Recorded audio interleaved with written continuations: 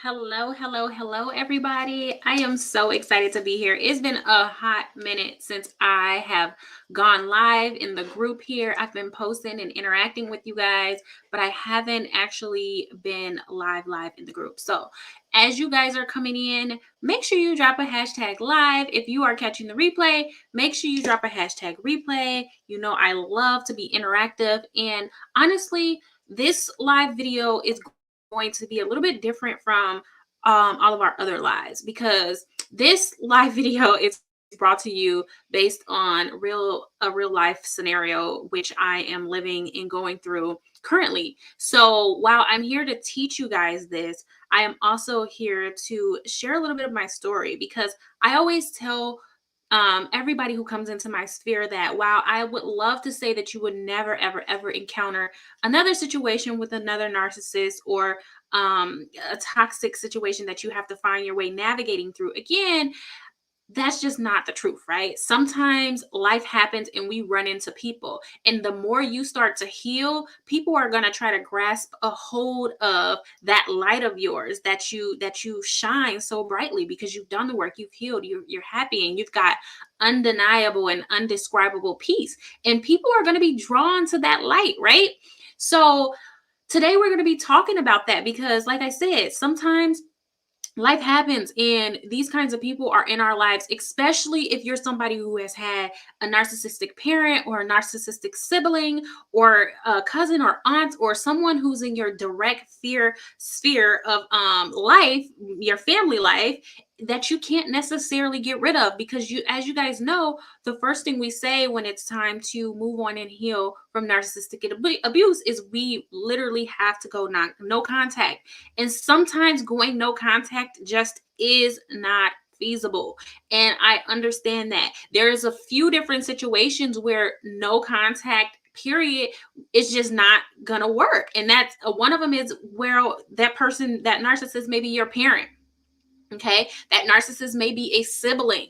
Okay, that narcissist may be some the your co-parent. It may be the person that you had a child by. These are all situations and experiences and things that you can't necessarily just go no contact. You still have to find some way to navigate that relationship in which it'll be healthy for you and healthy for your direct family. So the people who live in your household, whether that be your children, your spouse, and everybody else who's attached to you. So that's what we're going to be talking about today. So if you are here, drop a hashtag live. If you are catching the replay, drop a hashtag replay. Again, for you guys who are just coming in, this live video is a little bit different, because I'm not only going to be sharing some information with you guys about navigating narcissistic relationships, but also I'm going to be sharing a little bit of my real life story. I just said a couple of minutes ago how sometimes we can't always just block and delete. That's not always what we are able to do in our lives.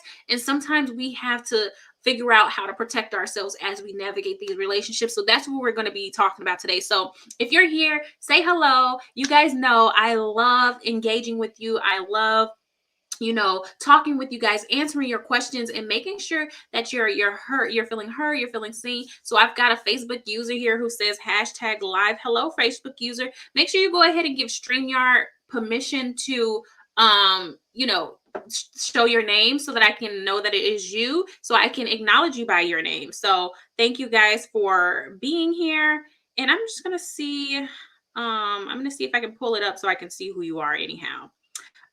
Otherwise, you guys, so what I'm going to be talking about today is navigating these narcissistic relationships. This is, many of you guys who have been in my group for over the last year or so, you've probably heard a little bit of my story. I've talked about how I was raised by a mother who has schizophrenia. I've talked about how I have a emotionally unavailable father who was also an absent father as I grew up. But many of you guys also probably know, if you read my book or if you follow me, you probably already know that where I live here in Minnesota, how I ended up here is because my father lives here. And recently I discovered that my father is indeed a narcissist.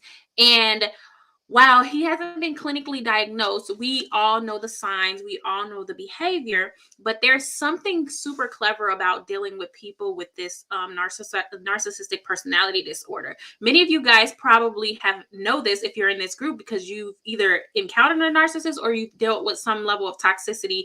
So you understand what it's like to have be around somebody who puts on this show to make themselves seem very charismatic, very loving, very caring, very available, and just all of this. They start to build up their character to be something that's the exact opposite of what they are in real life behind closed doors, right? So recently, I've started to try to get to know my father on another level. And what I've learned is that not only is he enabled to have a emotionally safe relationship or emotionally connected relationship, but he's also a manipulating narcissist. And we're just gonna call a thing what it is, right?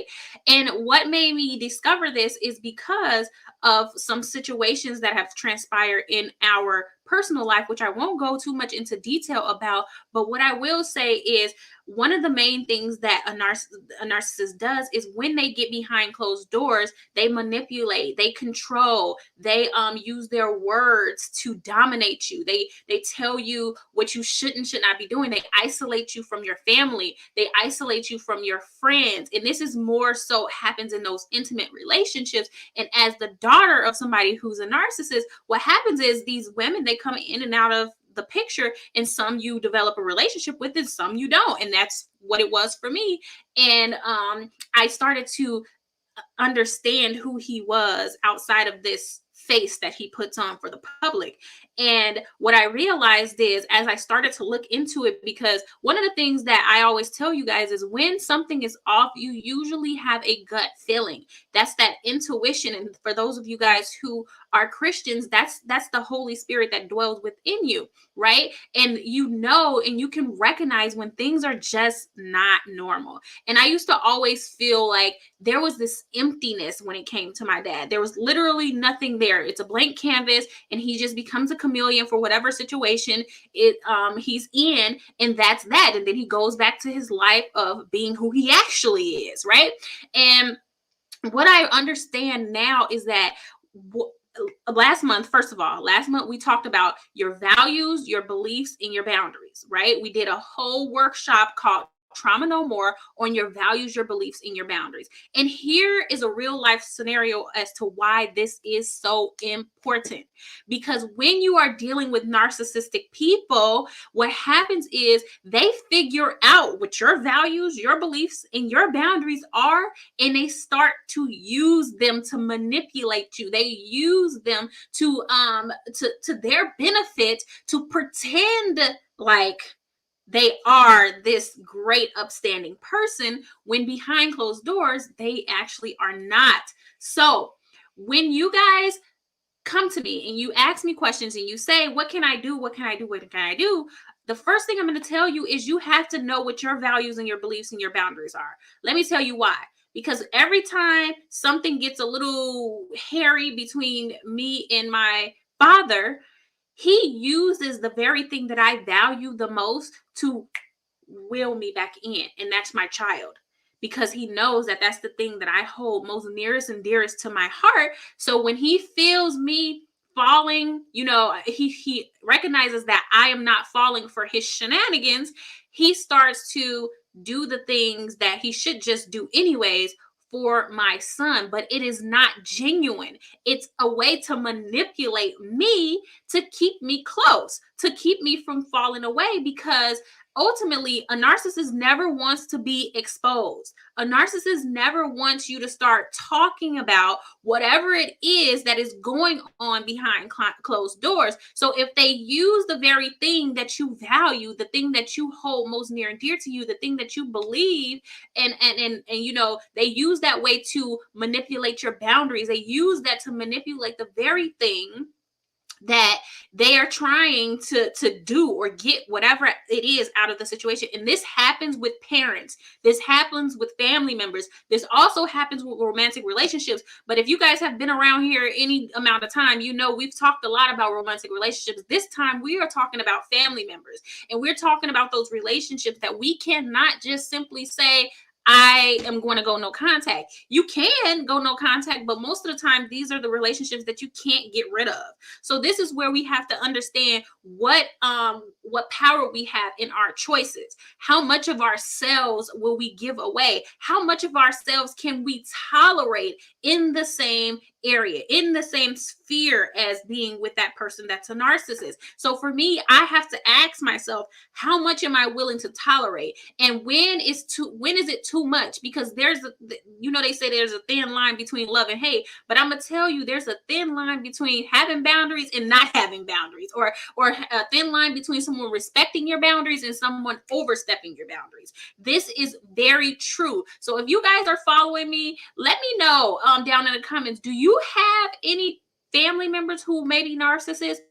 Do you have any people who are in your close, intimate circle of family and or friends who may be narcissists, where you simply just cannot cut them off? You cannot go no contact, right? Because there has to be some open line of communication. Now, I want to tell you why.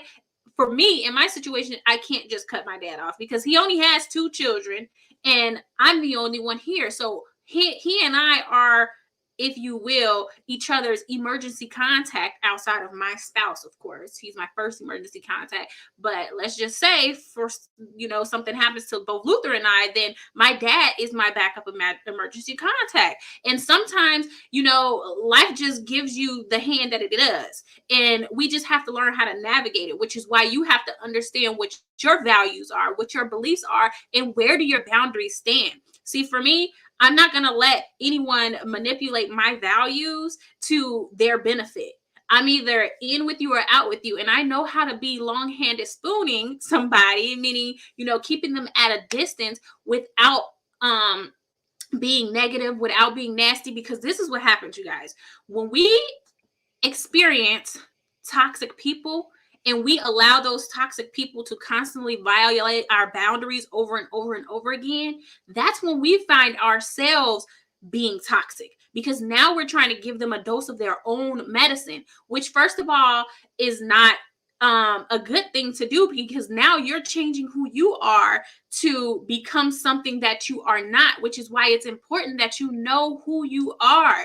You have to know who you are. And a part of knowing who you are is recognizing what your values are, recognizing what it is you believe, and recognizing where those boundaries stand around the very thing that you believe, around the very thing that you value. We used the house as a model last month. If you guys didn't catch that workshop, make sure you head on over to the guide section, because I have all of the videos saved over there, nice and neat for you to click on day 1, day 2, and day 3, so that you can get that information. But we talked about how your values are the foundation, right? They're the very thing that everything is built upon. It's the very thing that creates the structure around everything you do in your life. And then your beliefs are the walls, right? They're the walls that you start to build around and build on top of your values, because they go hand in hand. You can't value a thing without believing in that thing, right? They go hand in hand. And then the roof of that house is your boundaries. And your boundaries are the very thing that actually protects your beliefs and protects your values. So when you are navigating these narcissistic relationships, you have to understand what those 3 things are and where they stand. Because if you do not, that is how you find yourself being in a situation where you're like, how did I not know? A person who's strong like me, a person who usually is very in tune with people and in tune with the vibes that people give off and all of these things, you will find yourself asking, how did I not know? Why me? And what did I do to deserve this? And it's because we don't know what our values are, because we don't know, our beliefs are not serving us. So the beliefs is the very thing that you need, because it rules the way you see yourself, but it also rules the way you see the world around you. And then your boundaries are simply there to protect the things that you value and protect the things that you believe. So without one or the other, you need all three, because you can't have two of them without the other one. You can't have one of them without the other two, because then you find yourself in situations that put you at risk for being manipulated, put you at risk for being violated and for being abused. So where am I going with this, you guys? I have always said that I truly believe that my life patterns led me up to dealing with a narcissistic relationship. It was the absent father, it was the narcissistic mother, it was the why me feelings that I had, it was the guilt, it was the shame, it was the feeling unworthy, it was not having values, it was having those negative beliefs that are saying that maybe this is all I deserved. Those are the very things that started to attract the kind of people into my life that I attracted, which was a narcissist at one point, which was toxic friendships, people who literally came into my life, and every time I was around them, I literally had drama around me, because we are, in a sense, what we attract. And what I mean by that is the very thing you lack is the very thing that you're attracting, because you're trying to find something that will fill that void, something that will help you to feel more worthy, something that will help you to feel less lonely, something that will help you to feel whatever it is that you feel. And when we get in these situations with these narcissists, what happens is we start to get love bombed, meaning they become this perfect person. They give us all of the perfect things that we feel like we want, we feel like we need. And then from that point on, they start to change. But now you're stuck, because they've shown you this version of them that you thought never exists. They've shown you that they can be this perfect person for you. And you thought, oh my God, I found my person. I found my perfect partner. When that's not indeed what has happened. What has happened is your inability to do the work and heal before getting into a new relationship has now attracted the very thing that you didn't want, because you had not laid out your foundation, because you had not done the work to understand what your values are. And all of this stems back to childhood. A lot of people I've had a couple of clients come to me and say, I had a good childhood. I had my mom and my dad at home, things were fine. But as we started to do the work, we realized that there actually was some gaps that happened in the childhood that actually was causing you to be a certain way, see a certain thing, do a certain thing, and accept certain behaviors, which is why I'm talking about our narcissistic parents. Because what happens is, or our narcissistic family members, or even our toxic childhoods, okay? Because what happens is we start to repeat. It starts to embed a version of us into us that isn't actually who we truly are. But because there was a lack, because there was a need that was unmet as we were growing up, what happens is we actually go out into the world and we search for that, or we start to take on that belief about ourselves that maybe, mommy and daddy didn't love me because I wasn't lovable. Okay. And that's something that's hard to admit. For me, I was raised by a schizophrenic mother. I was raised by an absent father. So automatically I started to believe that I wasn't worthy. And I did have an attitude of, why in the world me? I didn't even ask to be here. Okay. And what happened was, because there was this lack of feeling loved, this lack of feeling, included, there was a lack of feeling, a part of something. Okay, because my mother was always sick and my father was absent, and he didn't want me. Literally, he didn't want me. So when I went out into the world and started dating, I started to attract people who made me feel like I was a part of something. Even if it was settling in all the other areas, such as the narcissist that I dated, he was beating me. Okay, but he invited me. I was a part of his family. They welcomed me. They loved me. So I dealt with it. But do you see how that lack of feeling a part of something followed me into my adulthood, which made me settle in situations that were unhealthy? So we have to get to the root of what it is that is within us that is to attract the kind of relationships that we attract. Because if we don't, then we will not break that cycle of toxic dating. We will not be able to find our perfect partner, because I'm going to tell you, your perfect partner isn't the person that you think is your perfect partner. It's not going to be the person who shows up and 2 weeks later you're thinking this is the perfect partner. No, that's not how this works. Your perfect partner has the same values as you. Your perfect partner has the same beliefs as you. Your perfect partner understands what boundaries are for themselves as well as you. They respect your boundaries and they expect you to respect theirs. That is what a perfect partner is. And then along with that, you guys come together and you start to build an empire. It's a person that you can really see yourself with, a person who, if you are Christian, I'm a Christian, who understands the importance of the motto of God being first, right? That's what your perfect partner is. So sometimes we're looking for this perfect partner who will love us, who will put us first, who will do these superficial things. And that's not, if that's what you're looking for, I'm going to tell you that you probably need to do some healing. Okay? There's probably something in you that you have not resolved that's causing you to feel attracted to superficial things. Because I'm going to tell you, as a person who is almost going on 10 years of marriage, that love is not the thing that sustained the marriage. Okay? So if you're looking for somebody because they say they love you, that's not enough. Love is not enough. Now, love can be enough when it's the right kind of love. But you have to understand that every relationship goes like this. It goes like this. So can you ride the waves? Is the value strong enough? Are your beliefs strong enough? Have you guys built that foundation?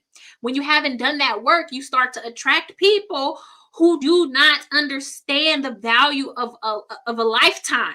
Because it's literally what we're talking about here. The value of a lifetime, okay? So I know you're probably wondering, okay, this all sounds like me. It sounds like something that I've dealt with. It sounds like something, that I've, had to overcome, or I'm trying to overcome. What can I do to overcome? Well, I'm going to tell you, number one is you have to evaluate what your values are. You have to evaluate what negative beliefs are you allowing to rule your life, okay? Your values are the things that you hold near and dear to you. Your beliefs are the thing that's driving your behaviors, because it's the way you see yourself. It's the way you see the world around you. So you have to evaluate those beliefs. And finally, you have to learn how to evaluate what your boundaries are. Are your boundaries too porous, or are your boundaries too rigid? Because there is a difference between healthy boundaries versus porous or rigid boundaries. Have you created walls because someone hurt you? Have you created walls because you are trying to prevent something from happening to you again? I'm going to tell you, boundaries aren't there. They are there to protect you. But whenever you set a boundary to try to prevent something from happening again, it's likely going to be too rigid. So you have to find the sweet center. Okay? You have to find the sweet center. Or do you have boundaries that you're constantly allowing people to trample all over? That's step number one as to what you can do to really learn how to navigate life and heal so that you can protect yourself. And when you know what your values are, when you know what your beliefs are, then people like your parents, narcissistic parents, friends, intimate partners,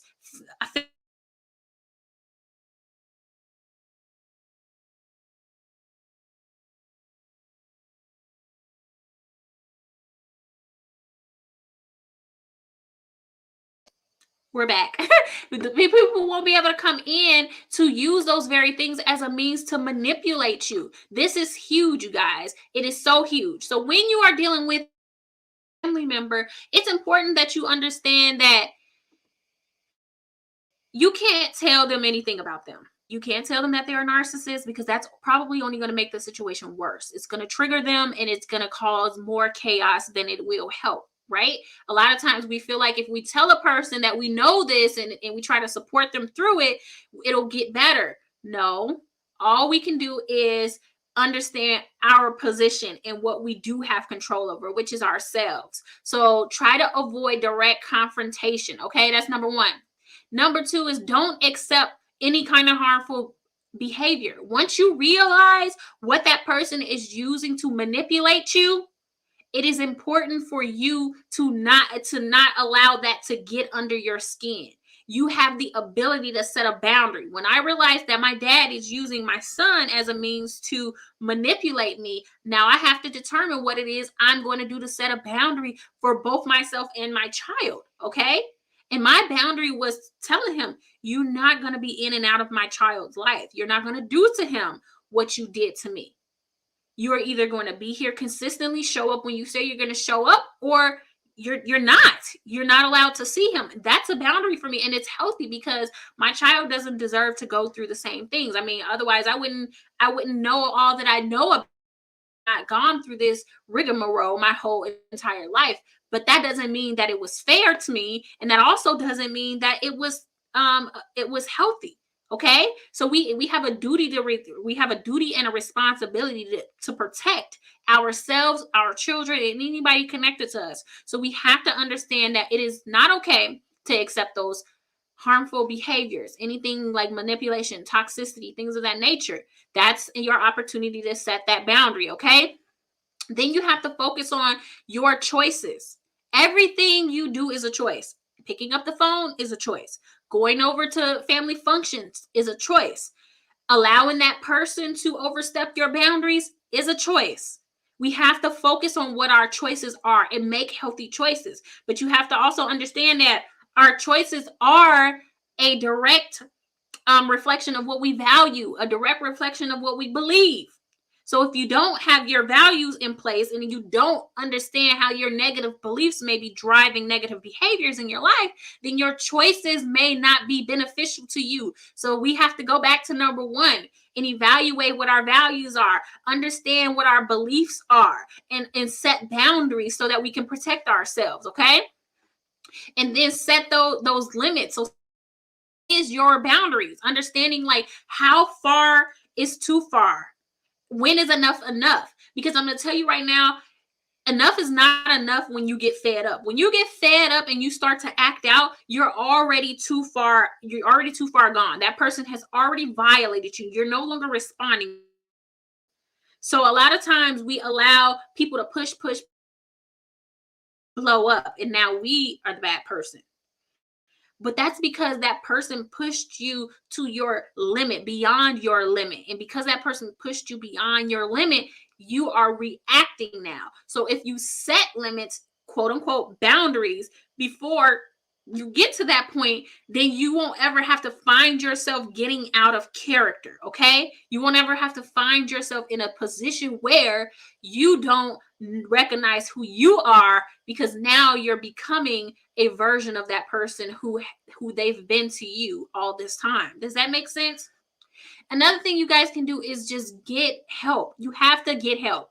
Because if this is not something that you know, if this is not something that you've had experience with navigating, you likely don't even recognize when someone is pushing your buttons. You likely don't even recognize when a person is being very toxic or when someone is manipulating you. This is why it's important for you guys to show up in the group, ask questions, engage, get a hold of me. I can help you. That's what I'm here for. Okay.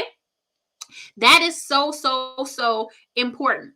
Another thing I want you guys to understand is I'm going to say this word, and this word is not for the other person, but it's for you. We have to learn how to forgive ourselves, because strong women like me and you, what we do is we tend to guilt ourselves for not recognizing. We guilt ourselves for not knowing. But forgiveness is everything. And this is not necessarily for you to forgive the abuser, because I promise you, once you forgive, all of that other stuff becomes a non-factor. It becomes a non-factor because we are no longer holding on to the guilt and the shame. We understand that we are only responsible for our own actions, our own decisions, our own choices, our own behaviors. We understand that when we forgive ourselves.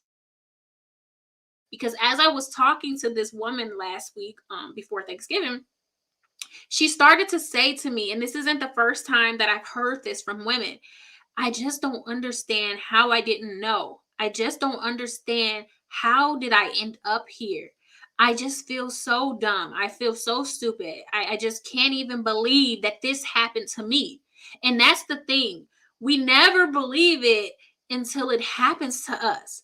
But even the strongest of strong person cannot know how. I mean, I've talked about how my father is emotionally unavailable for years upon years, but it's just this year that I've finally discovered that he's a narcissist.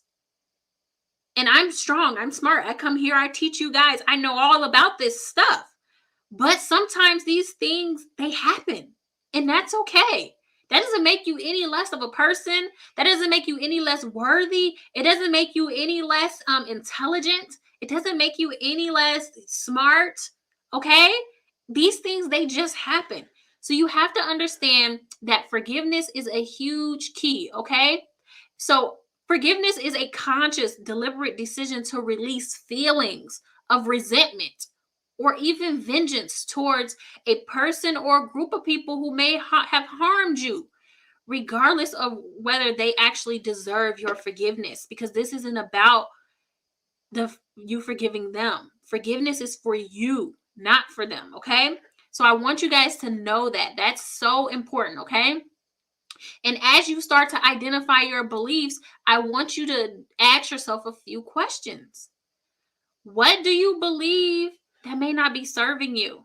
Because those beliefs that are not serving you is the very thing that is attracting those people into your life that may not be the best for you, whether it be another narcissist, another toxic relationship, a toxic friendship, toxic bosses, okay, things of that nature, where you find yourself in situations where you don't feel comfortable with standing up for yourself or utilizing your voice. So many times, as people who are overcoming narcissistic abuse or coming out of or detaching themselves from the narcissistic abuse they endure from their parents, they say that they don't feel like their voice matters, like what they have to say doesn't matter, which means they don't advocate for themselves. They don't speak up for themselves. So it's important that you understand what are those beliefs that you are carrying with yourself.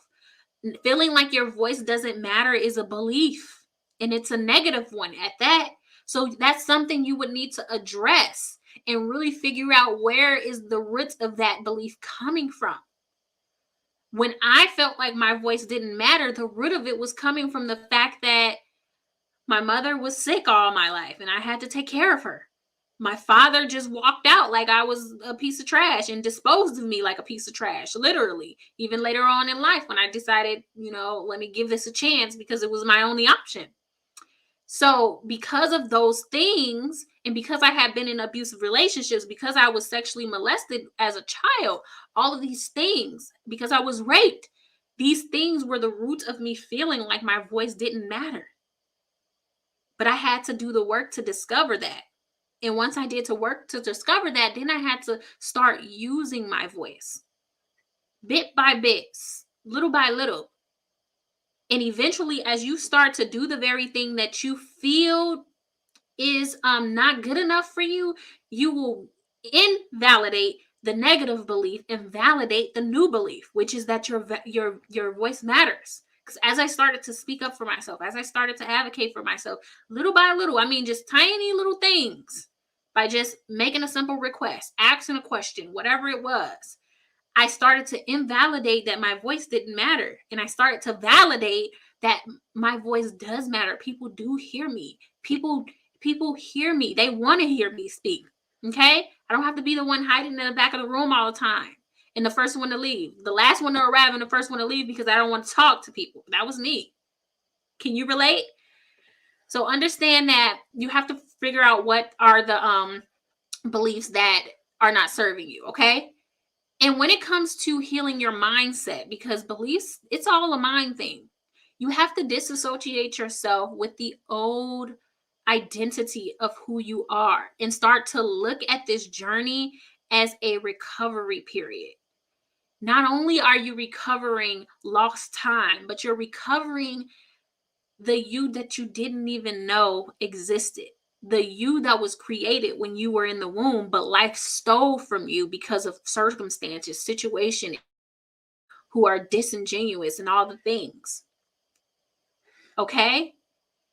You have to understand that you're not the person that life told you you were. Because I'm going to tell you, I've heard some things. I've heard that I was going to grow up and have a lot of kids. I heard that I was never going to amount to anything. I heard that nobody cared about me. I heard that I was just going to be living on welfare for the rest of my life. I heard that, I was just going to be like the rest of the girls from Chicago. I heard all these things. I heard that I would never graduate from college. I heard that I wasn't going to graduate from high school. These are things that I heard. What are some of the things that you've heard? But guess what? Look at me today. I'm a high school graduate. I'm a college graduate. I'm married. I have never been on welfare as an adult. Never. But these are the things that people will speak into your life because they're trying to make assumptions about you. But you have to disassociate yourself from what people think about you and associate yourself with who you really are and start to position yourself as that. We're here to create our desired lives. We're here to manifest our wildest dreams. What are some of those things you used to dream about as a young girl that you forgot about? Start dreaming about them again, okay? Start dreaming about them again, okay? And as you walk through this journey, take the time to journal. And here's why I say that. Because we don't journal enough. When I talk about journaling, I really do mean that you have to take the time to allow your innermost thoughts a place to escape. Do not censor yourself. Do not hold back. Sometimes you got to let those words flow off of your tongue, even if they're negative. Because what happens is when we start to journal, we allow our thoughts a chance to escape and become real. And when you read back those words, you tend to get a reality check. But it's those things that we try to deal with in our head. And sometimes we got to let that stuff out so that we can go through it, so we can heal from it. So start journaling again, you guys. Understanding that even if you had a narcissistic parent, doesn't mean that you are all the bad things that parent said to you or did to you. I'm not disposable goods, even though my narcissistic father made me feel that way because he disposed of me. Okay? I'm not worthy of nothing just because those are the words that he spoke to me as a young girl. Okay? And I'm not going to stop speaking up about it just because he wants to protect his fake image that he displays to the world. I'm not. And that's okay. I want you guys to know that it is okay to live your truth, your whole truth. So that's what I'm here to talk to you guys about today. That's what I wanted to talk to you guys about today. Understand what your values and your beliefs are and setting boundaries around it. Those 3 things are important. If I don't understand what my values are, then I allow people to take the things that I value the most and manipulate them. A prime example is narcissists love to say, what is it that you like? What is it that you don't like? They start to ask you all these personal questions and they're taking a mental note of it. And when they take that mental note of it, what they do at a later time is they try to pretend to be this person that you said you like, that you like the most. And they start to omit the things that you say you don't like. And then they start to use those things against you. There's not a whole lot that I expose about myself to people whom I don't trust. I want to say that because it's not that I'm just out here not being vulnerable, but sometimes people cannot be trusted. And when we start to expose too much of ourselves to people who cannot be trusted, what happens is they use it against us. Our parents who may be narcissists, our parents who may be toxic, do this very thing. So you have to be careful. You have to be careful who you allow into that intimate space. You have to be careful who you allow to know your deep, most innermost thoughts, feelings, emotions, and things like that. Because not everybody has your best interest at heart. And unfortunately, not every parent is a good parent. Just because they became a parent didn't mean that they were good. And that's okay. Because you have the chance to reparent yourself on this journey. That's something that I work through with all of my clients. We go through and reparent. Okay? Reparenting is important because now we're starting to change the narrative of that story and recreate a new story for ourselves so that we can live healthy, happy, successful lives and create the life that we desire. So you guys, that's all I really wanted to say on today. I hope this has been beneficial to you guys. I usually don't go live and have these kind of candid conversations because this one was very candid. I didn't have any notes. I didn't have anything. This is me just personally sharing my experience. And this is something that I'm personally working through today in my life. Like I said, I would love that. Could you try again? Siri all up in my business. Okay. I'm just kidding. I really want you guys to understand that while we do the work to heal, we are never going to be able to avoid situations that may be triggering, right? But as you heal, you are not triggered the same. I'm healed, okay? I've done the work. I'm not triggered the same. So now I'm taking this information in as information, and now I am actually taking the time to just work through it and figure out where do my values, my beliefs, and my boundaries stand, okay? And how can I place healthy boundaries in this situation that protects me, protects my child, protects my husband, protects the very thing that I've worked so hard to build, okay? I didn't get this life by just waking up and poof, it was here. I had to do hard work to do this. I had to do hard work to be who you see in front of this camera today. Hard work, okay? And I'm not going to let anybody walk on in and take me back to that place that I was 10 years ago. Never, ever, ever, ever. That is me recognizing that it's time to set a boundary. That's me recognizing that I am still valuable regardless of who he is or isn't. Okay? And I'm going to continue to do the work. To continue to do the work to be healthy, continue to do the work to be the example that I come here and teach you guys about all the time. We're going to have situations that trigger us. It's what we do about those triggers is what matters. How are we handling them? Are we still melting down? Are we still going into deeply depressive states? Are we still reacting instead of responding? See, a response is methodical. It's thought out. Okay? But reacting is hasty. Okay? It's not doing things that are within your character because you're responding. You're trying to see whose words can cut the deepest, whose actions can be the most hurtful. That's what reacting is. But responding is understanding that you can be who you are, but I'm gonna be who I am as well, and I have the right to protect who I am. So you guys, as always, we are choosing to hashtag always choose boundaries over being broken. Okay? And we are in this journey to self-discovery together. And we're hashtag I choose me over everything. I want to let you know it's not selfish to choose you. It's not selfish to do what you need to do for you. But you have to make sure that you're keeping yourself as a priority. And in order to keep yourself as a priority, you have to understand what your values are, your beliefs are, and your boundaries. I'm always going to talk about those three things because those three things are ultimately the thing that is going to help you transform your life. If you guys need any help with that, drop a heart in the comments, DM me. I would love to help hop on a breakthrough call with you guys. I would love to have a chat with you guys to figure out where you are in your life and just give you a quick win. And if you decide that you want to work with me beyond that, that's fine. And if you don't, that's fine too. So thank you guys so much for being here. I will talk to you guys later. You guys know I'll be posting in the groups. If this has been helpful to you, drop something in the comments to let me know. Send those hearts, and I love you guys, and I will talk to you soon. Bye.